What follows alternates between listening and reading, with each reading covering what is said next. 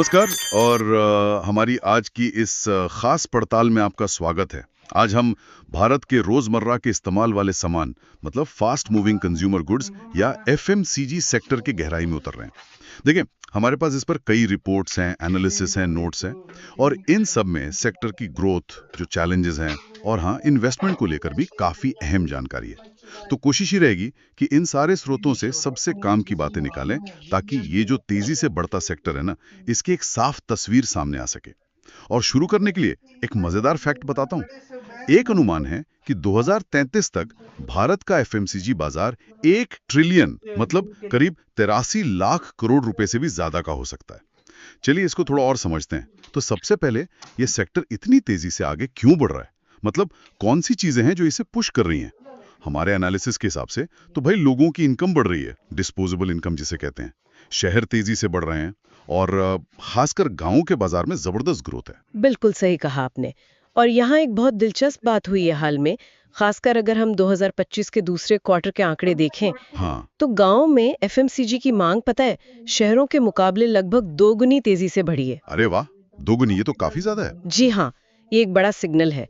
इसका कारण देखिए, एक तो वो छोटे सस्ते पैक्स जिन्हें हम वैल्यू पैक्स कहते हैं, वो अब ज्यादा मिल रहे हैं। फिर गांव में भी लोगों की आमदनी बढ़ी है, सिर्फ खेती से नहीं, दूसरे कामों से भी। और हाँ, ई कॉमर्स वो अब दूर दराज के गांव तक भी पहुंच गया है। अच्छा, मतलब ऑनलाइन शॉपिंग। हाँ, ऑनलाइन शॉपिंग और वो जो फटाफट डिलीवरी वाले एप्स हैं, क्विक कॉमर्स, इनकी पहुंच बढ़ी है। तो जो सामान पहले सिर्फ शहर में मिलता था, अब वो भी आसानी से उपलब्ध है। और ये जो डिजिटल वाला मामला है, पूरा ई कॉमर्स, क्विक कॉमर्स, इसका असर कितना गहरा मानती हैं आप? असर तो बहुत ही बुनियादी है। मतलब ये कंपनियों के सामान बेचने के तरीके को, उनकी डिस्ट्रीब्यूशन को और ग्राहकों से जुड़ने के तरीके को पूरी तरह बदल रहा है। कंपनियां अब सीधे कस्टमर तक पहुंच पा रही हैं, उनकी पसंद नापसंद बेहतर समझ रही हैं और उसी हिसाब से अपने प्रोडक्ट और मार्केटिंग बना रही हैं। एक अंदाजा ये भी है कि 2030 तक भारत में कुल एफएमजीजी बिक्री का करीब 11% हिस्सा ऑनलाइन होगा। 11%, ये तो बहुत बड़ा हिस्सा हुआ। हाँ, काफी बड़ा। और इसके साथ साथ वो सरकारी स्कीमें भी हैं, जैसे पीएलआई प्रोडक्शन लिंक्ड इंसेंटिव और जीएसटी जैसे सुधार। ये भी कहीं ना कहीं देश में मैन्युफैक्चरिंग बढ़ाने और लोगों को खर्च करने में मदद कर रहे हैं। अच्छा, ये तो हुई सारी अच्छी बातें, ग्रोथ की कहानी, लेकिन जाहिर है कुछ मुश्किलें भी होंगी, चुनौतियां। हमारे सोर्सेज इशारा कर रहे हैं महंगाई की तरफ, खासकर पाम ऑयल, कोको, कॉफी, चीनी, जो कच्चा माल है वो महंगा हो रहा है। तो अब ये कंपनियां इससे निपट कैसे रही हैं और हम पर, मतलब कस्टमर्स पर, इसका क्या असर आ रहा है, ये थोड़ा इंटरेस्टिंग है।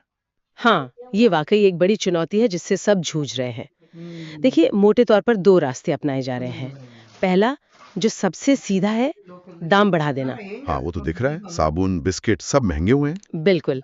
और दूसरा तरीका थोड़ा छुपा हुआ है, जिसे श्रिंकफ्लेशन कहते हैं। श्रिंकफ्लेशन? अच्छा, वो जिसमें दाम वही रखते हैं पर पैकेट छोटा कर देते हैं। हाँ बिल्कुल भाई, या पैकेट उतना ही बड़ा दिखेगा पर अंदर माल कम होगा।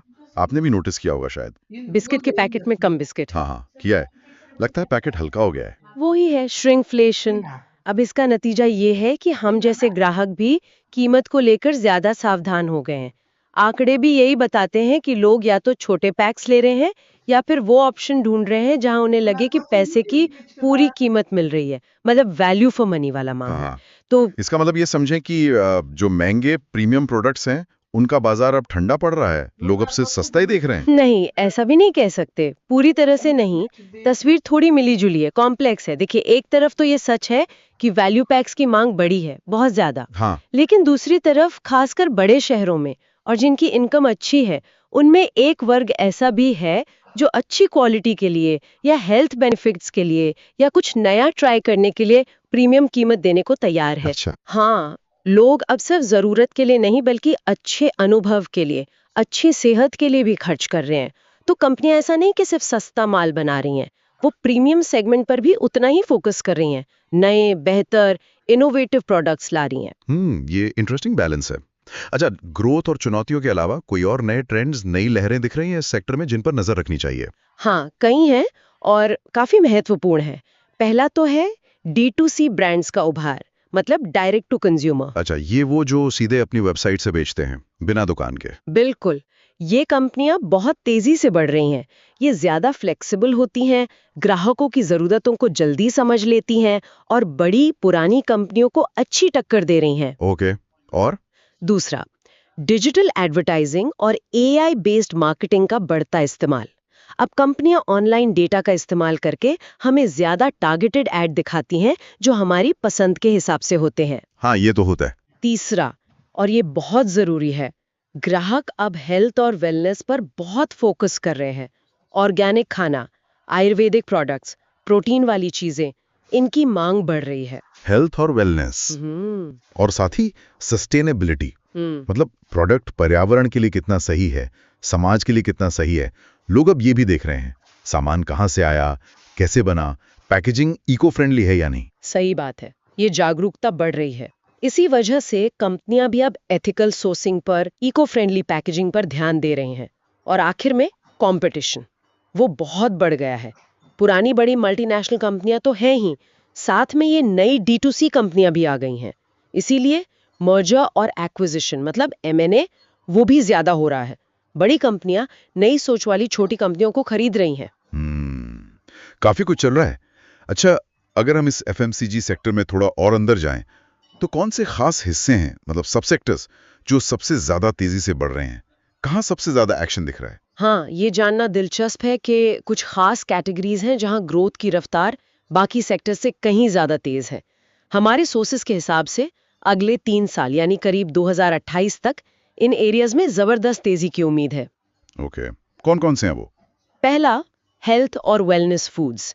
जैसे मैंने कहा, organic snacks, plant based protein, sugar free option, immunity booster, लोग हेल्थ को लेकर बहुत सीरियस हो गए हैं। ये तो है। दूसरा, पैकेज्ड और ready to eat foods, noodles, readymade खाने के पैकेट्स, फ्रोजन स्नैक्स, भागदौड़ की जिंदगी में इनकी जरूरत बढ़ रही है। कन्वीनियंस। तीसरा, वैल्यू एडेड डेयरी प्रोडक्ट्स, मतलब सिर्फ दूध दही नहीं बल्कि प्रोबायोटिक दही, अलग अलग तरह की चीज, फ्लेवर्ड योगर्ट, फ्लेवर्ड मिल्क। इस सेगमेंट में 11 से 13% सालाना चक्रवृद्धि ग्रोथ CAGR का अनुमान है। 11 से 13%, ये काफी मजबूत ग्रोथ है। जी हाँ। चौथा है पर्सनल केयर।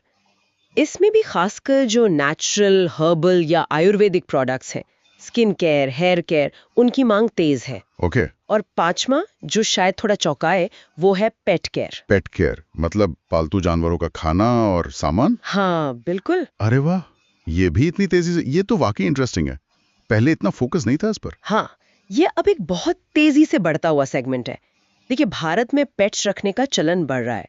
लोगों ने परिवार का हिस्सा मानते हैं और उनके खाने पीने, उनकी देखभाल पर अच्छी क्वालिटी के लिए ज्यादा खर्च करने से हिचकते नहीं है। सही बात है। और हाँ, एक और बात जो पहले भी की थी हमने, ई-कॉमर्स और क्विक कॉमर्स के जरिए बिकने वाले FMCG सामान का सेगमेंट, उसमें तो 25% से भी ज्यादा सालाना ग्रोथ की उम्मीद है। 25%? हाँ, लोग चाहते हैं कि बस ऑर्डर करें और मिनटों में सामान घर पर आ जाए, और ये प्लेटफॉर्म्स यही कर रहे हैं।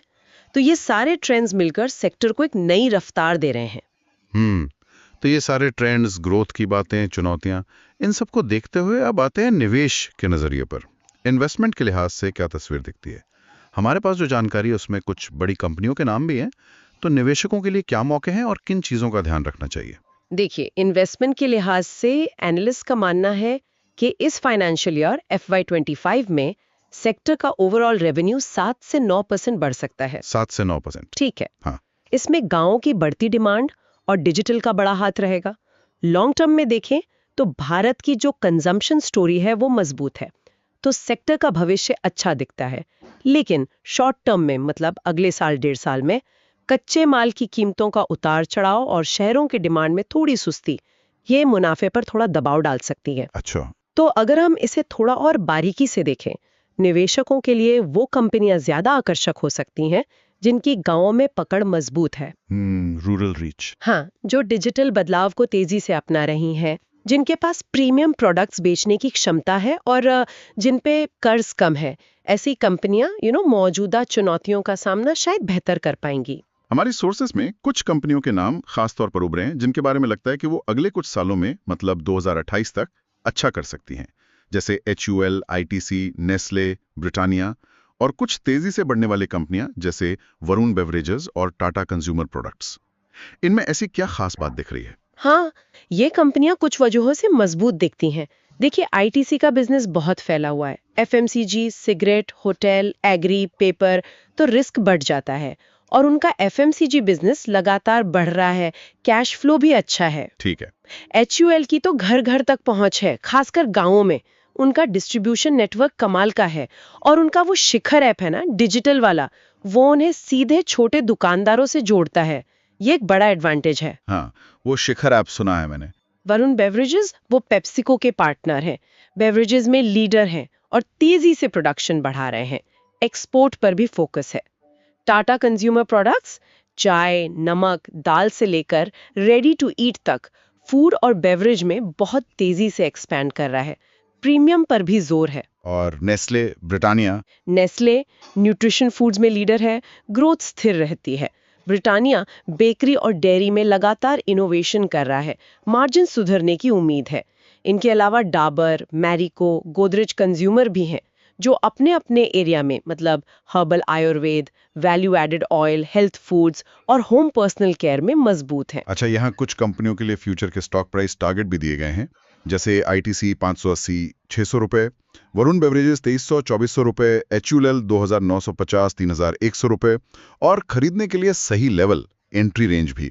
लेकिन ये वैल्यूएशन वाला मामला थोड़ा टेक्निकल हो जाता है। क्या आप आसान शब्दों में बता सकती हैं कि निवेशक इसे कैसे समझें? अभी क्या ये स्टॉक्स महंगे हैं? हाँ, ये समझना बहुत जरूरी है।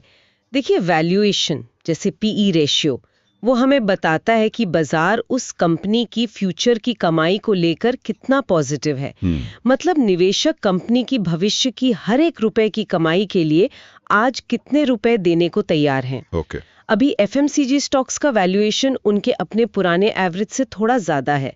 जैसे आपने आईटीसी का कहा, उसका फॉरवर्ड पी 25-28 गुना के आसपास है।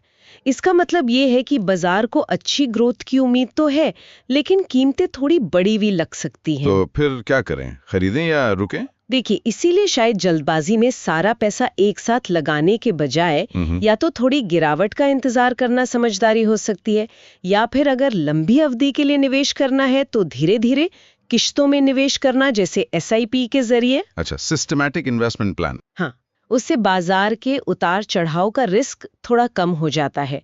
लेकिन सबसे जरूरी बात यह है कि किसी भी स्टॉक में पैसा लगाने से पहले कंपनी के बिजनेस को, मैनेजमेंट को और फ्यूचर प्लान्स को अच्छी तरह समझ लें। सिर्फ टारगेट प्राइस देखकर निवेश न करें। ये बहुत जरूरी सलाह है। तो इन सब का निचोड़ क्या है? कुल मिलाकर बात क्या है? अगर हम आज की पूरी चर्चा को समेटें तो ये साफ है कि भारत का एफएमसीजी सेक्टर एक बहुत ही एक्साइटिंग दौर से गुजर रहा है। एक तरफ ग्रोथ की जबरदस्त संभावना है, खासकर ग्रामीण भारत में, डिजिटल कॉमर्स में और हेल्थ वाले प्रोडक्ट्स में। बिल्कुल। और वहीं दूसरी तरफ महंगाई है, कंपटीशन बढ़ रहा है, ग्राहकों का मिजाज तेजी से बदल रहा है। ये सब चुनौतियां भी हैं जिनसे कंपनियों को लगातार निपटना होगा। आगे वही बढ़ेगा जो इनोवेशन करेगा, कस्टमर की नब्ज को समझेगा और बदलते माहौल के हिसाब से खुद को ढालेगा। निवेशकों के लिए भी मौके जरूर हैं, पर सावधानी के साथ पूरी रिसर्च करके और लंबे समय का नजरिया रखकर ही चलना सही रहेगा। इससे एक अहम सवाल भी उठता है कि भविष्य में और क्या और कौन से बड़े बदलाव आ सकते हैं। और आखिर में हमारे सुनने वालों के लिए सोचने के लिए एक बात छोड़ जाते हैं। जैसे जैसे डेटा और एआई का असर हमारी जिंदगी और बिजनेस पर बढ़ रहा है, ये देखना वाकई दिलचस्प होगा कि ये एफएमसीजी कंपनियां भविष्य में ग्राहकों की जरूरतों को, खासकर छोटे शहरों और गांव में रहने वालों की जरूरतों को कितनी और सटीकता से समझ पाएंगी। क्या वो टेक्नोलॉजी का इस्तेमाल करके हर ग्राहक के लिए बिल्कुल अलग, मतलब पर्सनलाइज्ड प्रोडक्ट और अनुभव बना पाएंगी? क्या यही पर्सनलाइजेशन इस सेक्टर के विकास का अगला बड़ा इंजन साबित होगा? इसी सवाल के साथ आज की इस गहरी पड़ताल को यहीं रोकते हैं।